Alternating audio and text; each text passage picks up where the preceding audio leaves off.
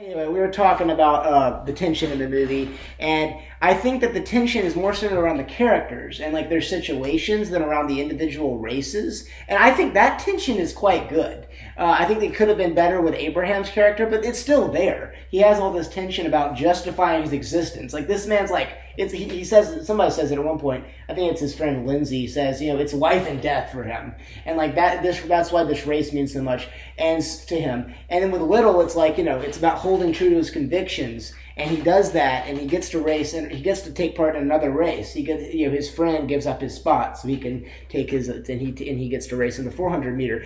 And that whole tension around, not racing on Sunday, builds up, and he gets to race, and he wins that race that he's not supposed to win. He's like the underdog. Because it's not his race. He doesn't race the 400 meter, but he wins. And I think I'll have to disagree because I liked the tension. How they centered it around the characters and not necessarily the races. Mm-hmm. I actually enjoyed that. Like the races are more of just like the culmination of the characters rather than like being these crazy like, is he gonna win? Is he gonna win? Is he gonna win? But if you contrast it with, why say just contrast Boys it in the Boat. with Boys in the Boat, can you see how that was set up a little bit better? Oh yeah, well yeah, but then again, I think that movie, but I think they were going for a different type of tension. They were going for like, oh shoot, they need to win. Their guy gets injured. Are they going to win? Yeah. In this one, it was more about the characters' circumstances before the race, like way before the races, like their whole lives. Right, but then it's hard for you to build a good climax. Yeah. No, I agree. Yeah, the races aren't like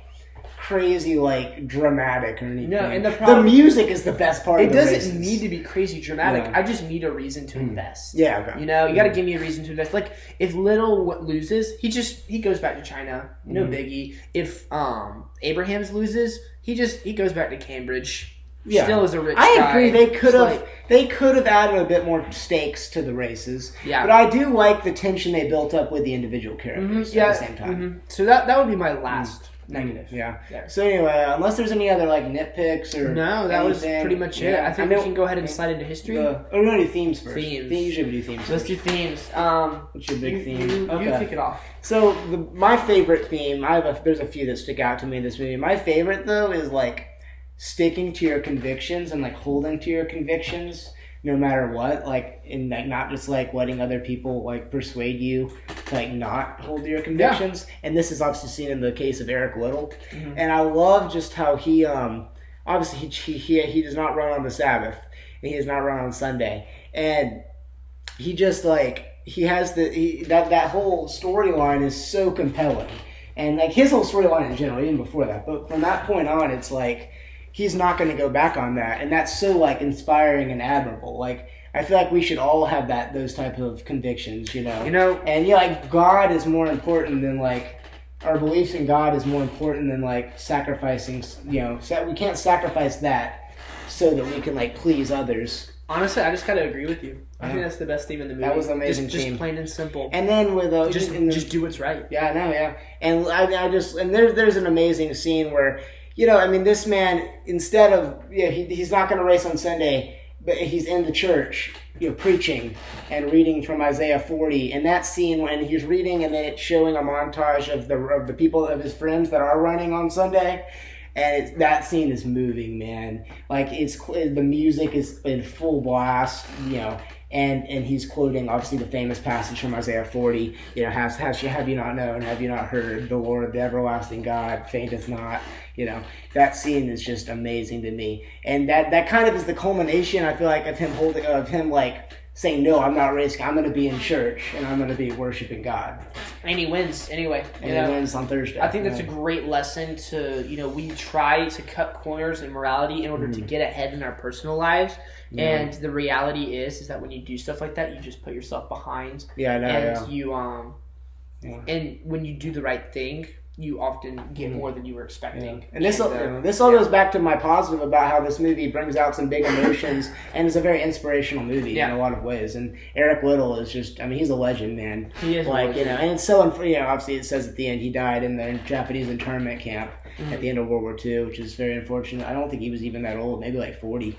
But anyway, he's a man who like just held to his convictions, and he was a man of great great fortitude. We should all learn something from Eric Little. And then and do you want to? And there's some other themes that I could mention. And yeah, I mean that's one of the big ones. I think that's it. Really. For me, there was definitely one other with Abraham's. Abraham's theme kind of goes. Obviously we've talked about he has a totally different idea of why he runs, and I feel like his theme is to overcome. Like obviously he's trying to overcome prejudice and overcome all these obstacles that he encounters in his society, and because he's Jewish. So I feel like the theme surrounding his character and his storyline is just doing all you can to overcome and to like achieve victory. While we've talked about how he's not the most likable character, they could have enhanced his storyline with some elements they could have added with they could have obviously made the anti-Semitism more clear and stuff, but I feel like nonetheless the theme around his character is overcoming and that drive to win. Yeah. And Eric Little has this drive to win too.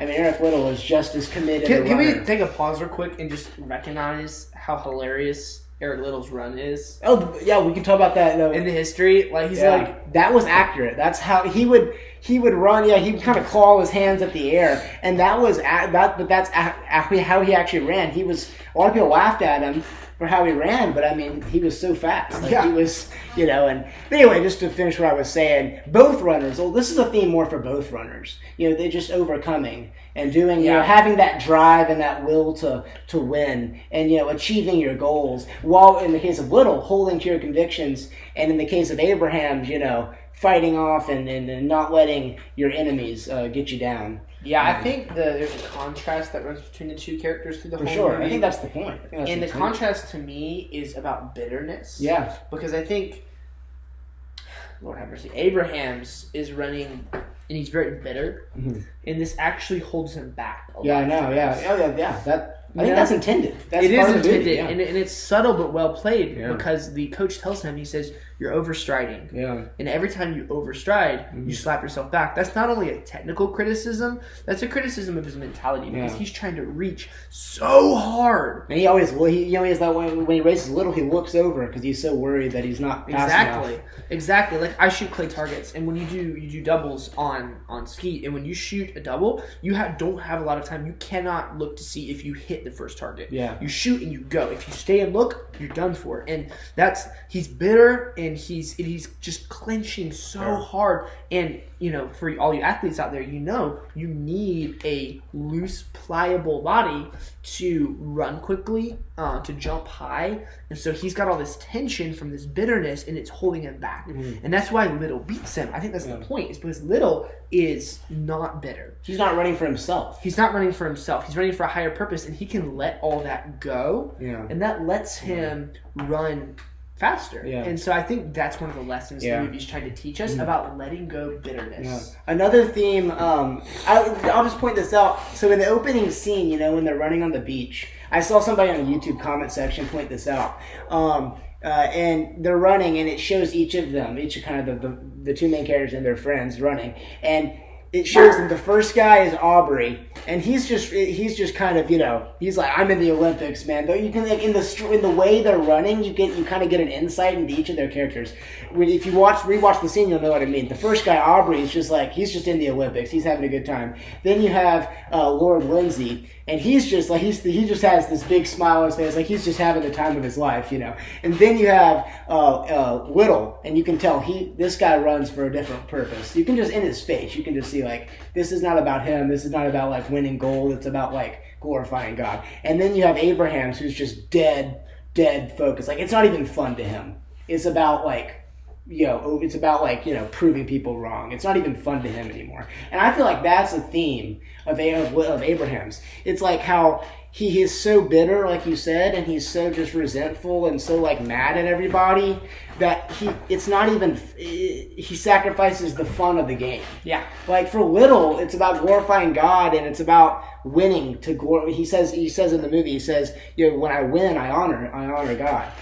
But for Abraham's, there's not even any fun in it for him anymore. He's not honoring anybody. He's not even honoring himself. It's just about like, doing away with his enemies and proving them wrong and saying I'm better than you. And and he loses all the fun of it, and that's part of his character, I feel like. But I want to say this about a theme.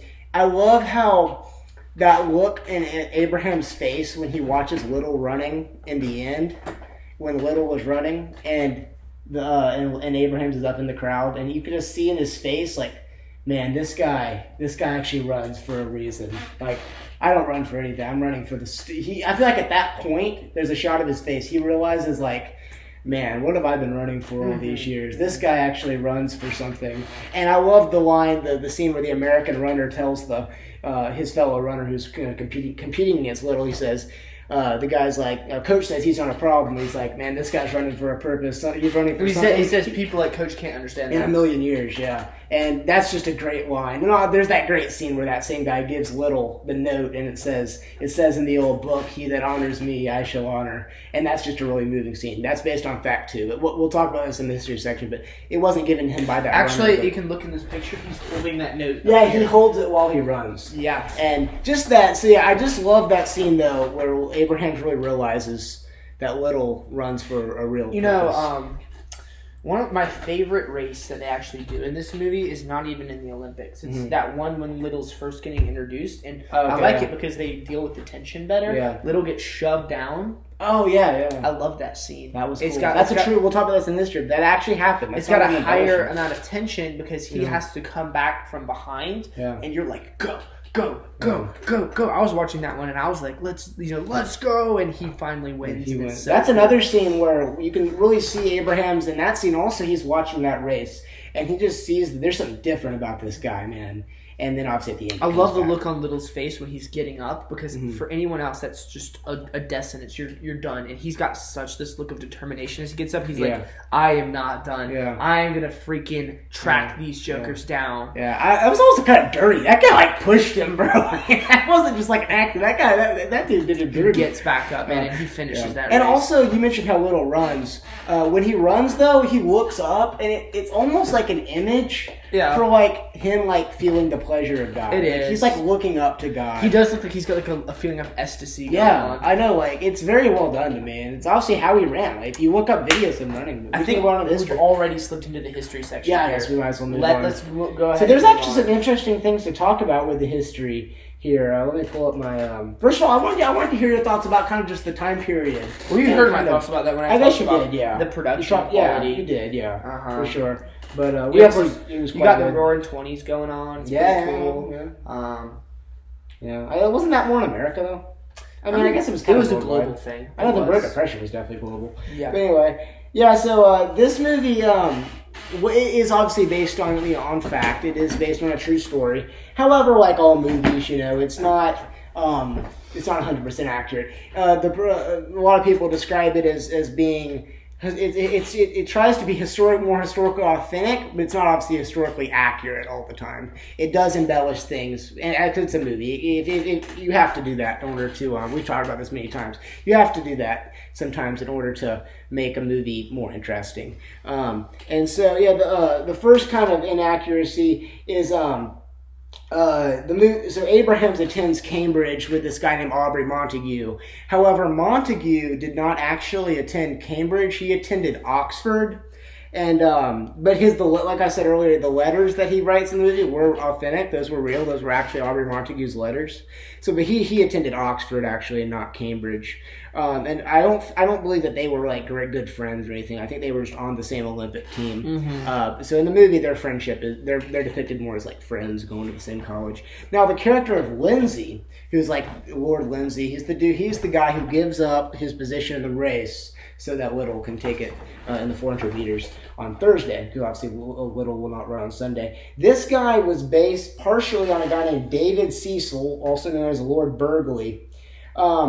So Burghley did go to Cambridge, but he didn't go at the same time as Harold Abrahams.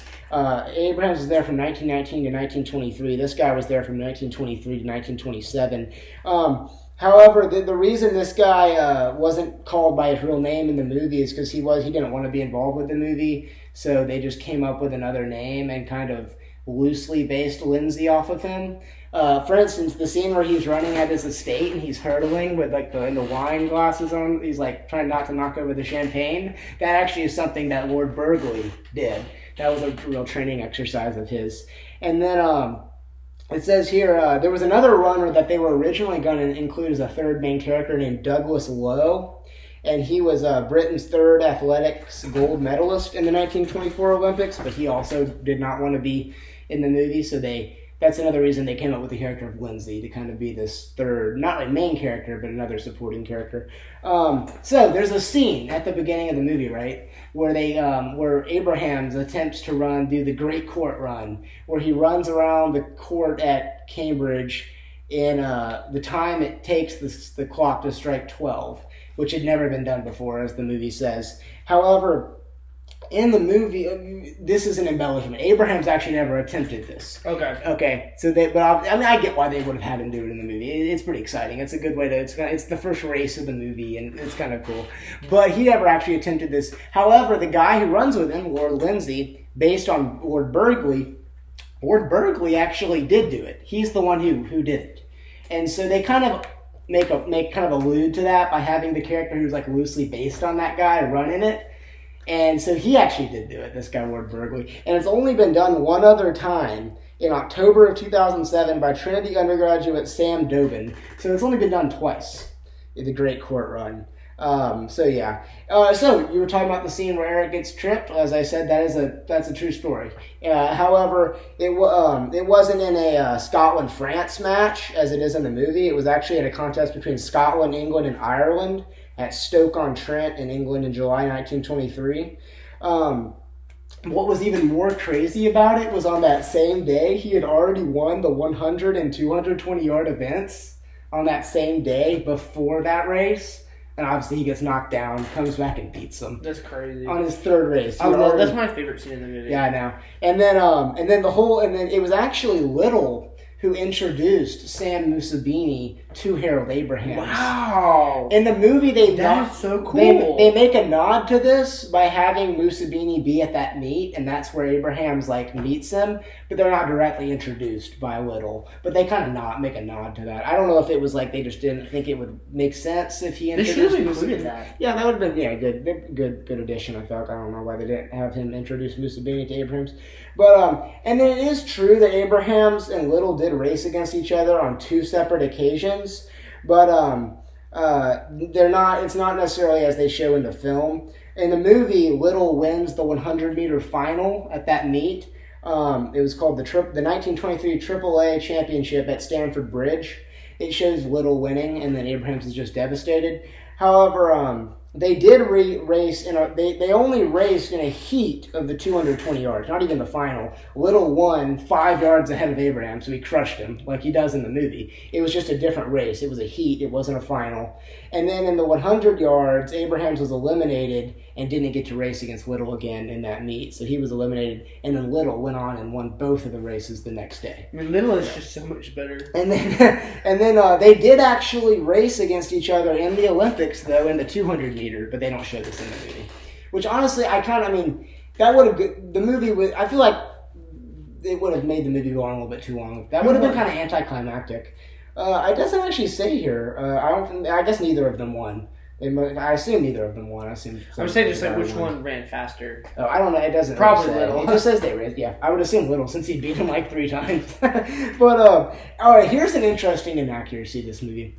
So Abraham's fiance is named Sybil Gordon, and she's portrayed as this like singer of this company. Has the name D'Oyly Cart Opera Company. Is it the French name seems like? And so this actually, he was married. He did get married to a woman named Sybil. However, her name was not Sybil Gordon, it was Sybil Evers, and she was not a singer with that company. Sybil Gordon was a real opera singer, but they misidentify her and have her become his fiance. In reality, he married this woman named Sybil Evers, who did perform with the same company, but they didn't meet until 1934. And then they did get married and everything. But in the movie, Sybil is singing that song, when he meets her in that opera. but she didn't sing that song, and neither did the Sybil that he actually married. So I don't know. They kind of mixed up a lot of stuff. That almost seems like an accident. Yeah, I know. It feels like they thought that he was married to Sybil Gordon, the opera singer, but he actually wasn't, and they just like realized, oh shoot, we might have made a mistake. They're like, oh, it doesn't. They have the same first name. I guess they probably saw that he was married to. They just saw the first name, Sybil. They were like, oh, maybe it was the famous singer. Yeah, but that's a weird mix-up. Yeah, but Evers, the woman he actually did marry, was known for singing her charm in singing Pete Bow. So I think that's one of the characters that's in that scene though. And then but what is accurate is Abrahams was like obsessed with like the Gilbert and Sullivan group. That was like he was like very involved with that club at Cambridge. Like that was factual, which is cool. And then here's another inaccuracy. Little's sister was several years younger than she is in the film. But this was the creative license of the movie. She actually wasn't she wasn't as opposed to his running as she was in real life. She actually was a little bit more supportive of it than others actually were. Mm-hmm. But I honestly understand why they chose to have her be the one that kind of, offers some opposition. It works really well. You need her to have that conflict. And he did have other people in his life who were opposed to his running that thought he should focus on his mission work. But I feel like by having it be like an actual sibling of his be the opposition, that really was effective to me. I don't know what you think about that. Yeah, I agree. And then also, this is an interesting inaccuracy. Actually, the real Jenny Little Somerville, she actually has a cameo apparently in the Church of Scotland scene. Really? At the when Little is preaching. And then here's another inaccuracy. So in the movie, at the beginning, the funeral of Harold Abrahams is happening in 1978 in London, and it's depicted as if Lord Lindsay is up there speaking, and he's like, "Now there are just two of us, young Aubrey Montague and myself." Montague died in 1948. I don't know why they had him be at the funeral. They could have just had Lindsay, which Lindsay obviously wasn't real, but he was loosely based on that guy. Yeah, since he wasn't real, he could be alive. He could actually be there, but like, I don't know why that's interesting. Like, it's just like, I guess they'd have two of them be at his funeral. I don't know. Because the guy died, Aubrey Montague died in 1948. 30 years before that. So, I don't know. But, so then we can talk a little bit about the actual depiction of the Paris Olympics in 1924. So in the movie, it talks about how there's the 100 meter bronze medalist is this guy named Tom Watson from New Zealand. They introduce him in that ball scene. And however, there was a real medalist that was from New Zealand. His name was Arthur Porritt, but he would refuse to. He did not want to be involved with the movie. Why did everyone not want to be involved with this movie? I don't know. I guess sometimes British people are more like conscientious about being depicted on film. I don't know. But however, the backstory that they give, where he was like called up to the New Zealand team from the University of Oxford. That actually is accurate to Porritt's real story. And it says here, with the exception of Porritt, all the runners in the 100-meter final are identified correctly when they line up for inspection. So yeah, all those dudes, those were the guys running. And specifically, it really emphasizes Jackson Schultz and Charlie Paddock, who are like the two fastest guys in the world, supposedly. But they're not, because they get beat. Yeah, I know. Eric Little beats them. Dude, that one scene where when he's introducing all the runners, the Prince of Wales, and that one guy, he's like, if you win, we buy dinner, and if Abrahams wins, you buy dinner. And his American, like, New York accent, he's like, "Sir, you got yourself a deal." It was funny. But, all right, so the note that he gets at the end, Eric Little was given this note. It was not given to him by one of the American runners. That was the creative license. And it works well in the movie. He was actually given it he was given the note by his fellow teammates. Uh-huh. And he was given it at the hotel before they went to the race. And it said exactly what it says though in the book. In the movie. Did he carry it when he ran? That might have been a creative license too. I don't know if he probably didn't do that. But it's funny though. Here it says when the screenwriter asked Schultz, the runner, if he could have him give Little the note, he was like, "Yeah, as long as it makes me look good." That's like what he said. Anyway, and then let's talk a little about the events surrounding Little's, refusal to race on Sunday. These were changed a little bit. In the movie, it's depicted as if he learns about this when they're getting on the boat to go across the English Channel to go to Paris.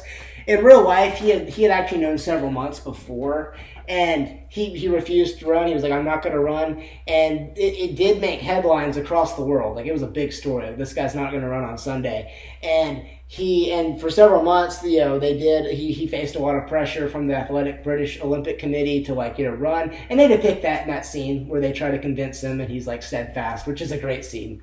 And, but yeah, so that it was just, they changed it a little bit. He didn't learn about it like as they were getting on the boat, but it worked well in the movie. And then, a couple other things. So it says here the decision to change races was made before embarking to Paris. And like I mentioned this while we were watching the movie, he ran in the 400 meters was the one he ran in instead. And like I mentioned this to you, like he would have been the massive underdog in that because that wasn't his event.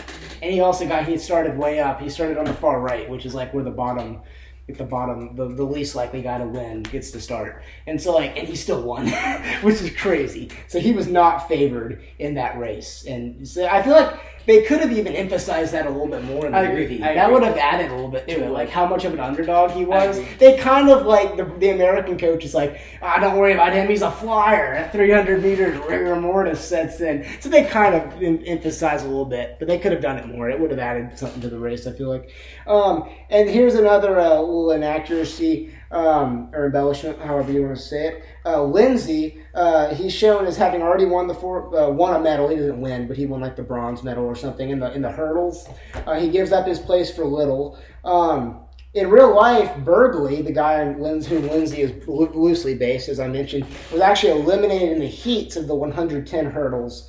But he would go on to win a medal in the 400 hurdles at the 1928 Olympics. Yeah. So he lost that year. He didn't even get out of the heats. But he did win in 1928. So, and he was actually not entered for the 400 meters. That was just, they had the fictional character of Lindsay. He was like, okay, he was going to be running. Race did he actually switch for?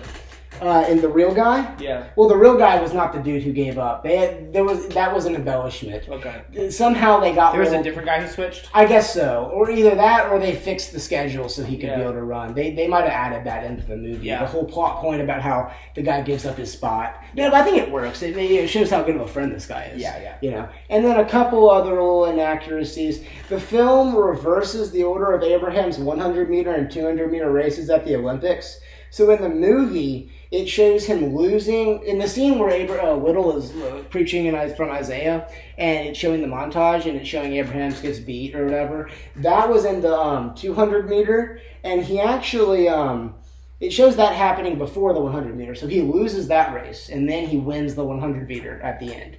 In real life, he actually won the 100 meters before, and then finished last in the 200 meters. So it flipped him. And I think it did this because by having him lose, it would build up more, kind of bitterness and more anxiety for him leading into the 100 meters. So I actually get that. And Schultz and Charlie Paddock are the ones that they blew him away in the 200 meter the day after he won the 100 meters. But so they kind of just flipped those. He ran in the movie. He loses the 200, wins the 100. In real life, he won the 100, lost the 200.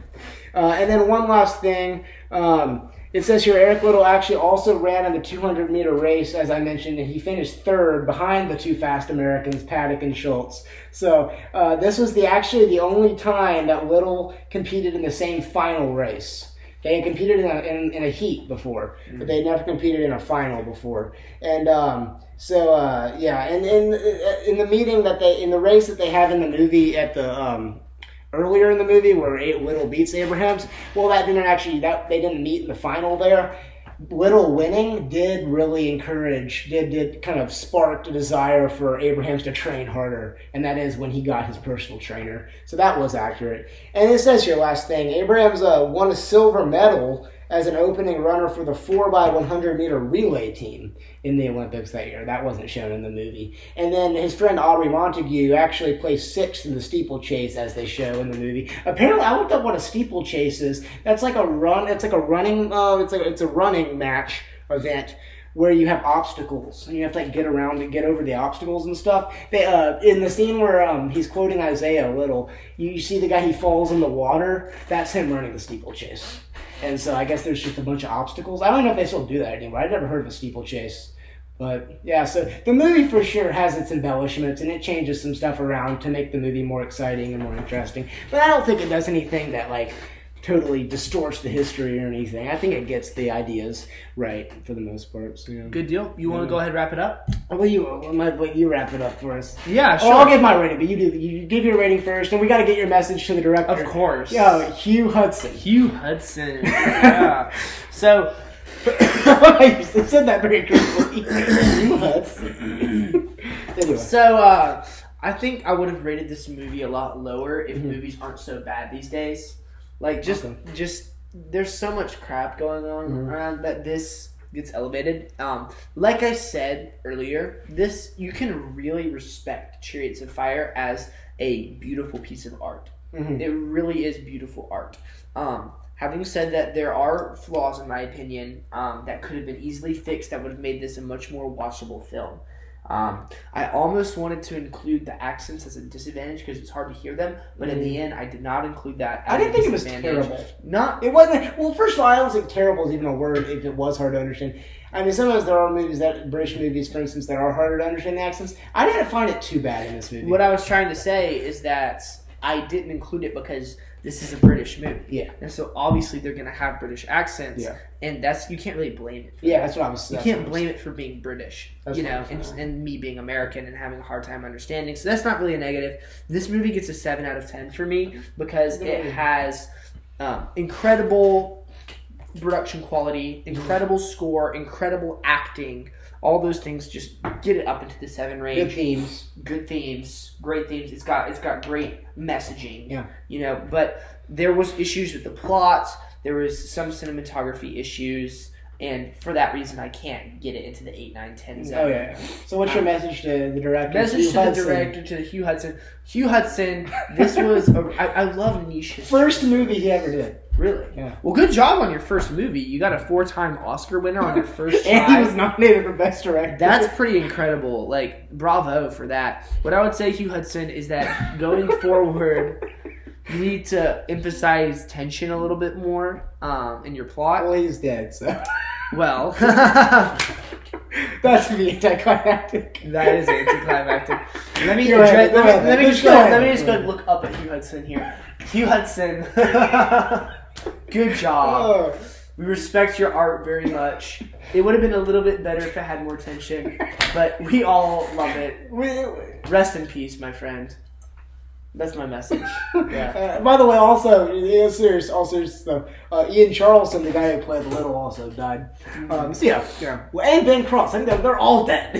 This guy died too, unfortunately. But anyway, that's sad. Ben Cross is just a really cool name. Yeah, and Ben Cross. Yeah, it's a very runner type of name, like Ben Cross. Anyway, but all right. Well, yeah, I like your message to Hugh. I would agree. I mean, it is a good piece of art. I mean, he did a good job with it. It was a Mona Lisa of a movie. Yeah, it was a good. It really was. It was beautiful. All right, so so what? 7 out of 10. 7 out of 10. So yeah, my rating, I'd probably go.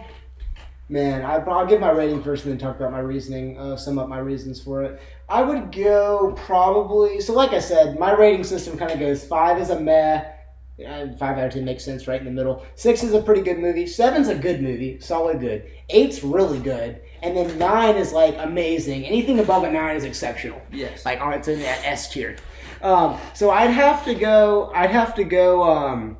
8. I'd go 8 with this movie. An 8. So I think it's a really good movie for me. Yeah. I really enjoy it. It's a very inspirational movie. It has lots of great themes, great acting, a great screenplay, and it has really great production design.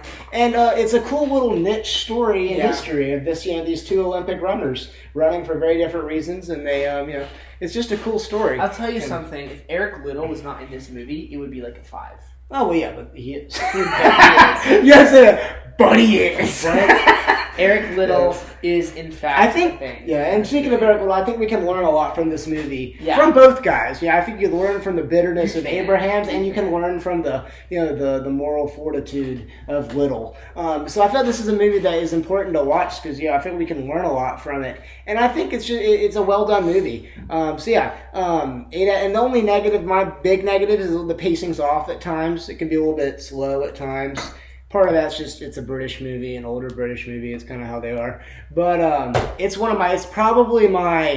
definitely top 3 British movies I've ever seen, up there with like Darkest Hour, and there's a couple others that are good. But you like The King's Speech? The King's Speech is a British movie. That might have been a co-production between the British and United States. But still, yeah, that is a good movie. We should do that movie sometime. But yeah, so 8 out of 10 for me. It's one of my favorite British movies. And so yeah, man, that was a good movie. Looking forward to our next video. We are going to be doing Moneyball with Noah. So maybe Oliver, but definitely Noah. Be sure to tune in for that one. Beyond that, we do have plans. But if you have a movie you want us to do, a historical movie, since that's what we're doing. Movie that you want us to do, leave it in the comments. Yeah. Seriously.